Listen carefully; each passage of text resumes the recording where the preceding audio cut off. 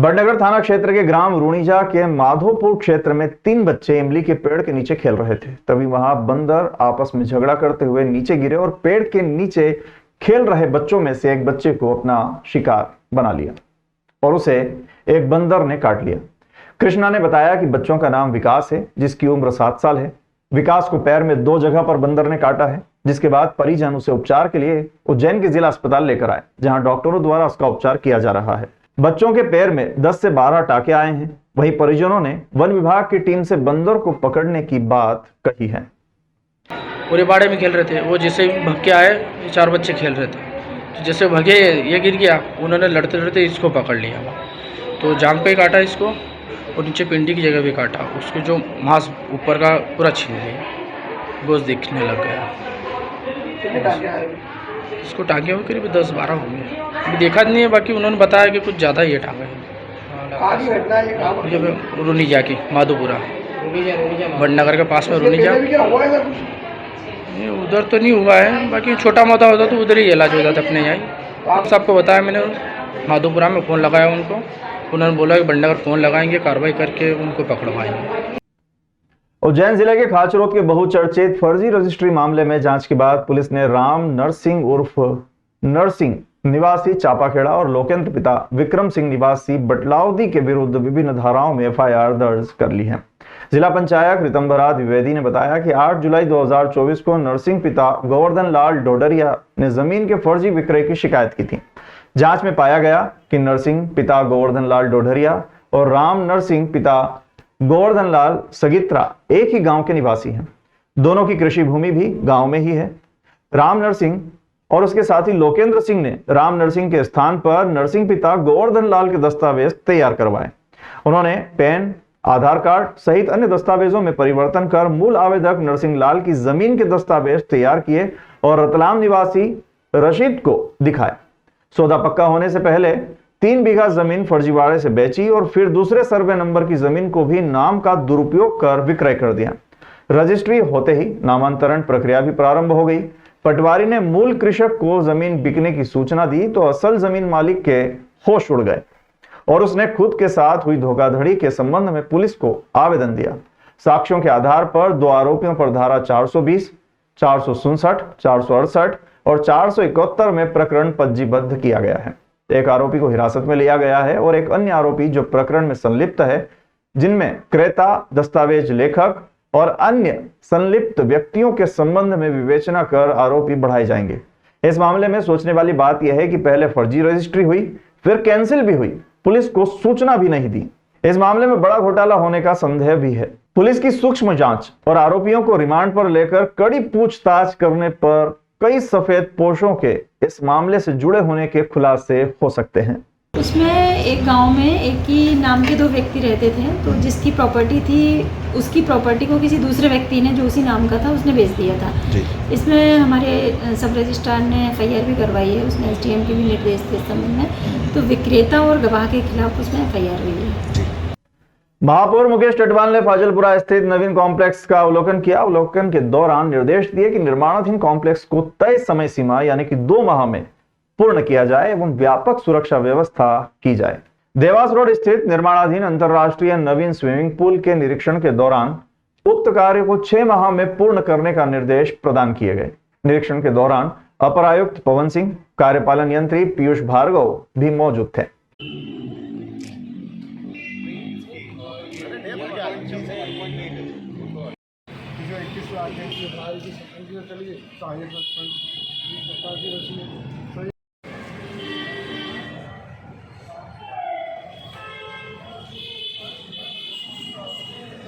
हमारे उज्जैन नगर पालिका निगम द्वारा जो फाजिलपुरा में कॉम्प्लेक्स बनाया जा रहा है वो, और ये स्विमिंग पूल का काम काफ़ी दिनों से चल रहा है। इस काम की प्रगति को देखा, इसमें कहाँ पर जो दिक्कतें आ रही है उन सारी दिक्कतों को दूर करते हुए उनको निर्देश दिए कि इस सारे कामों को 6 माह में पूरा किया जाए। संभाग आयुक्त संजय गुप्ता और आईजी संतोष कुमार सिंह ने गुरुवार की शाम अंकपात मार्ग का अवलोकन किया। उन्होंने आश्रम में आगामी जन्माष्टमी पर्व के भव्य आयोजन के निर्देश दिए। उनके द्वारा सांदीपनी आश्रम के बाहर वाहनों की पार्किंग के लिए सुव्यवस्थित कार्य योजना बनाए जाने के भी निर्देश दिए गए हैं। साथ ही अंकपात मार्ग का चौड़ीकरण किए जाने तथा मार्ग के बीच डिवाइडर बनाए जाने हेतु प्रस्ताव तैयार करने के लिए कहा गया है। गौरतलब है कि सांदीपनी आश्रम के बाहर पार्किंग की उचित व्यवस्था न होने के कारण प्रायः बेतरतीब ढंग से वाहन रोड किनारे खड़े कर दिए जाते हैं। इसी वजह से अंकपात मार्ग पर यातायात बाधित होता हुआ हर समय दिखाई देता है। साथ ही दर्शन के लिए आने वाले श्रद्धालुओं को भी काफी असुविधा महसूस होती है। संभागायुक्त और आईजी ने सांदीपनी आश्रम के विद्यास्थली में दर्शन किए तथा यहाँ के पौराणिक और ऐतिहासिक महत्व की जानकारी भी प्राप्त की। बताया गया कि सिंहस्थ के दौरान अंकपात क्षेत्र में वैष्णव अखाड़े पड़ाव यहाँ पर डालते हैं। आईजी सिंह ने गत सिंहस्थ के समय स्नान के समय वैष्णव अखाड़े के नदी तक पहुंचने के मार्ग के बारे में भी जानकारी प्राप्त की। संभागायुक्त ने कहा कि सांदीपनी आश्रम में मंदिरों में जो पत्थर लगे हैं ये अत्यंत ऐतिहासिक और पौराणिक महत्व रखते हैं। इनका मूल स्वरूप कायम रखा जाए। अधिकारियों द्वारा आगामी कृष्ण जन्माष्टमी पर्व के अंतर्गत मंदिर में की जाने वाली व्यवस्थाओं के बारे में जानकारी ली गई। इसके अतिरिक्त 64 कला दीर्घा गोमती कुंड का अवलोकन भी किया गया। इस दौरान संबंधित विभागों के अधिकारी भी साथ में मौजूद थे, जिसके रात्रि 12 बजे तक कंटिन्यू दर्शन रहेंगे और रात्रि 12 बजे यहाँ पर भगवान का अभिषेक पूजन होकर महाआरती की जाएगी। इसमें मुख्य रूप से मध्य प्रदेश के मुखिया माननीय मुख्यमंत्री महोदय डॉक्टर मोहन यादव जी भी मौजूद रहेंगे। और यहाँ पर आके क्योंकि नित्य उनका एक नियम है कि सांदीपनी आश्रम में ही जन्माष्टमी मनाते हैं, तो इस कारण वो जन्माष्टमी पर्व मनाने यहाँ पर आ रहे हैं। और अभी अधिकारियों का भी दौरा वगैरह चल रहा है, जो शासन के निर्देशानुसार जहाँ जहाँ भी कृष्ण के स्थान है उज्जैन में, वहाँ क्योंकि उन्होंने बोला बहुत अच्छे से धूमधाम से मनाई जाए, उसका अधिकारियों के द्वारा निरीक्षण किया जा रहा है। उनका एक मानना है कि जैसा महाकाल बाबा है, यहाँ महाकाल बाबा का जो भी सवारियाँ निकलती हैं, ऐसी इस प्रकार के धूमधाम से हर मंदिर में खुशहाली हो, हर मंदिर में धूमधाम के साथ में सजावट हो और खूब नाचते गाते पर्व का मनाएं। बहुत अच्छी बात है ये कि हरि और हर का जो मिलन स्थल है भगवान उज्जैन अवंतिका नगरी, इसमें हर का भी काम हो और हरि का भी काम हो रहा है। पिछले 2 दिनों से उज्जैन सहित इंदौर देवास जिले के कई इलाकों में लगातार हो रही बारिश के बाद क्षिप्रा नदी का जल स्तर बढ़ गया है, जिससे रामघाट स्थित कई मंदिरों में क्षिप्रा नदी का पानी अंदर तक चला गया। रामघाट पर पहुंचे श्रद्धालुओं को काफी परेशानी का सामना करना पड़ा। शुक्रवार को भी सुबह और दोपहर में झमाझम बारिश हुई। इसके बाद बारिश का दौर थम गया। हालांकि दिन भर आसमान में घने काले बादल छाए रहे और सर्द हवाएं चलती रही। उज्जैन और आसपास के इलाकों में हुई बारिश से क्षिप्रा नदी का जल स्तर शुक्रवार को बढ़ गया। शहर में बीती रात करीब 1 इंच बारिश दर्ज हुई। शहर में अब तक कुल 22 इंच बारिश हो चुकी है। इंदौर में हुई तेज बारिश के बाद उज्जैन की क्षिप्रा नदी का जल स्तर बढ़ने लगा है। वहीं क्षिप्रा नदी के घाट पर पानी आ जाने के कारण मंदिर भी जलमग्न होने लगे हैं। मां क्षिप्रा नदी का आरती द्वार सहित रामघाट पर स्थित कई मंदिर डूब गए। फिलहाल जल स्तर बढ़ने के कारण किसी भी श्रद्धालु को स्नान करने के लिए नदी में जाने नहीं दिया जा रहा है। एसडीआरएफ और होमगार्ड की टीम द्वारा नदी पर जाने के लिए सख्त मना किया गया है। वहीं जो लोग पूजन करवाने आ रहे हैं उन्हें नदी से दूर रहकर पूजन करवाया जा रहा है। इधर जीवाजी वेधशाला के अनुसार पिछले 24 घंटे में 43 मिलीमीटर यानी करीब 2 इंच वर्षा दर्ज की गई है। अब तक शहर में कुल 554 मिलीमीटर वर्षा हुई है। दिन का अधिकतम तापमान 32.4 डिग्री और न्यूनतम तापमान 24.2 डिग्री सेल्सियस रहा। शहर और आसपास के जिलों में हो रही बारिश से क्षिप्रा का जल स्तर भी बढ़ गया है।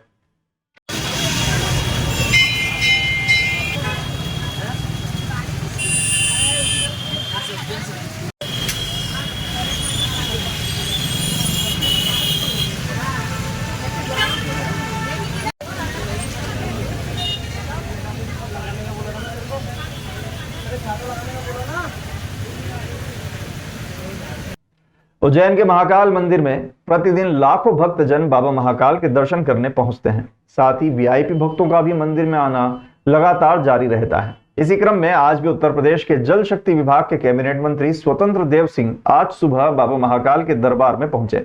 उन्होंने भस्म आरती के दर्शन किए, चांदी द्वार से भगवान का पूजन और अभिषेक भी किया।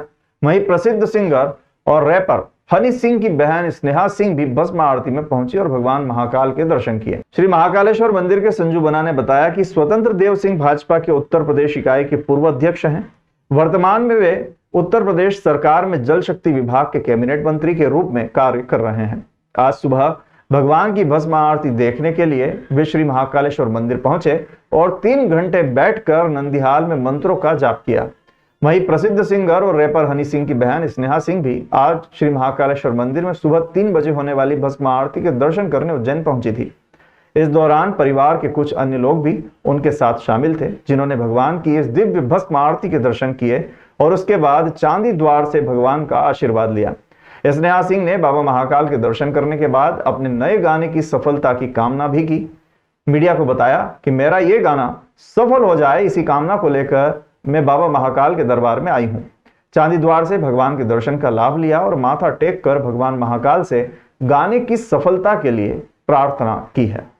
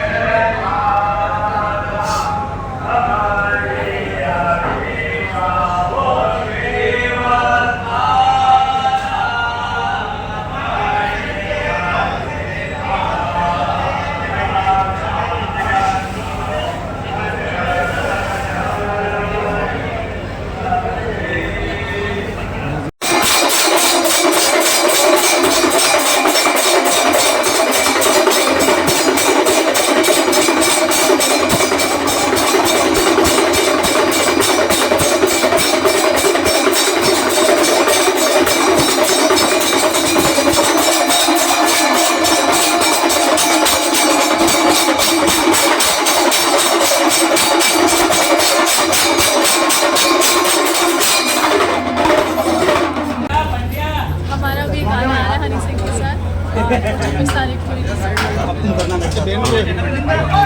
अच्छा, धारावाहिक का क्या नाम है? इंस्पेक्टर अविनाश अच्छा, महाकालेश्वर महाराज और महाकाल का हम सब पूरे देशवासियों का आशीर्वाद और बाबा के कारण गरीबों के कल्याण के लिए, गरीबों की खुशहाली के लिए प्रभु का आशीर्वाद आदरणीय नरेंद्र मोदी जी पर, यहाँ के मुख्यमंत्री आदरणीय योगी जी के ऊपर और उत्तर प्रदेश के मुख्यमंत्री और यहाँ के मुख्यमंत्री मोहन सिंह यादव आशीर्वाद बना रहे हैं और इसी तरह गरीबों की सेवा करते हैं। श्री कृष्ण जन्माष्टमी को लेकर भगवान श्री कृष्ण के मंदिरों में सजावट शुरू हो गई है और मंदिरों पर विद्युत साज सज्जा भी की जा रही है। वहीं इस्कॉन मंदिर आयोजन को लेकर तैयारी की जा रही है और भगवान श्री कृष्ण और राधा रानी के लिए सुंदर सुंदर वस्त्र तैयार किए जा रहे हैं। इस बार जन्माष्टमी पर्व के लिए कारीगरों ने भगवान श्री कृष्ण और राधा रानी के लिए रेड और ऑरेंज कलर की पोशाक तैयार की है, जो कि बहुत ही सुंदर है। इस्कॉन मंदिर के भक्त पंकज दास और जगत जीवन दास ने बताया कि भगवान के वस्त्र तैयार करने से पहले उनसे अनुमति लेते ही और इसके बाद ये सोचते हुए डिजाइन तैयार करते हैं कि भगवान को कौन से कलर की पोशाक अच्छी लगेगी। इसके बाद पोशाकें बनाना कारीगरों को दिया जाता है और वो कार्य शुरू करते हैं। इस कार्य में करीब 9 से 10 कलाकार लगते हैं और 3 माह पूर्व से तैयारी शुरू कर देते हैं। भगवान की रेशमी पोशाक बनाते हैं और पोशाकों पर कारीगरों द्वारा सुंदर सुंदर कढ़ाई करने के साथ ही इन पोशाकों पर कुंदन, मोती लगाए जाते हैं और रेशम की बुनाई भी की जाती है। इन पोशाकों में जो सामग्री लगाई जाती है वो सभी देश के कोने कोने से मंगाई जाती है, जैसे मोती, रेशम का धागा, वस्त्र, कुंदन आदि कोलकाता, मुंबई, अहमदाबाद, कानपुर आदि जगहों से मंगाए जाते हैं और भगवान की पोशाक तैयार की जाती है। इस्कॉन मंदिर के भक्त पंकज दास ने बताया कि इस बार श्री कृष्ण जन्माष्टमी के लिए भगवान की पोशाक रेड और ऑरेंज कलर के रेशम के वस्त्र से तैयार की जा रही है, जो कि बहुत ही सुंदर है। हरे कृष्णा। जैसे कि सबको विदित है, 26 तारीख को जन्माष्टमी का आयोजन है। सारी दुनिया में ही नहीं, भारत में और विशेष तौर से इस्कॉन में विशेष तौर से मनाई जाती है। हर वर्ष भगवान के लिए भव्य श्रृंगार का आयोजन किया जाता है, विशेष वस्त्रों का आयोजन किया जाता है। तो इस बार भी विशेष वस्त्रों की तैयारी हो रही है। हमारे मंदिर के बहुत वरिष्ठ भक्त हैं पंकज नेत्र प्रभु जी, उनके मार्गदर्शन में जो डीटी ड्रेस डिपार्टमेंट्स के अंदर में, तो वो आपको और जानकारी विशेष बताएंगे। क्या ड्रेस की क्या विशेषता है, कितना दिन में बना है, क्या बताया है, वो हमसे निवेदन करेंगे, बताएंगे आपको। जी, हरे कृष्णा। 2024 में हम जो ड्रेस की कलर बनाया ये है रेड कलर और ऑरेंज कलर में। इसमें जो मटेरियल्स हम यूज़ किया से डायमंड, रेशम और कुछ अलग अलग स्टोन वगैरह यूज़ किया। और इसमें जो है ये पीकॉक की डिज़ाइन है देखने में अति सुंदर। आप सबको आमंत्रण करता हूँ कि आप सब आइए, हमारा राधा मदन मोहन को दर्शन कीजिए। हरे कृष्णा। यस, हम जो सिल्क यूज करते हैं ये इस साल हम बेंगलुरु से लेके आए और हमारा लगभग 3 महीने से ऊपर ये डिज़ाइन तैयार करने में लगी सारी भक्तों को, लेकिन टोटल हम भक्त हैं 9 कारीगर मिल के बनाया। यस, कृष्ण जी का धोती जो बनाया हम वो रेड कलर की, और उनका जो उत्तरी होती है वो हम ऑरेंज कलर की बनाए, और राधा जी के लिए हम बनाए ऑरेंज कलर की उनका लहंगा। यस, हम पहले हमारा गुरु परंपरा के माध्यम से हम तैयारी में जाते हैं और फिर जब डिज़ाइन बनाते हैं फिर भगवान को पास प्रार्थना करते हैं कि हम ये 2024 की जो जन्माष्टमी उसी की कैसे ड्रेस हम बनाएं तो भगवान पसंद होगा। इस कारण से हम भगवान के पास पहले प्रार्थना करते हैं, उसके बाद इम्पोर्टेंट बात है वो डिज़ाइन है वो प्रभु जी स्वयं बनाते हैं। भगवान की प्रेरणा से हर बार कुछ नया डिज़ाइन बनाते हैं और उसी के आधार पर कारीगर काम करते हैं।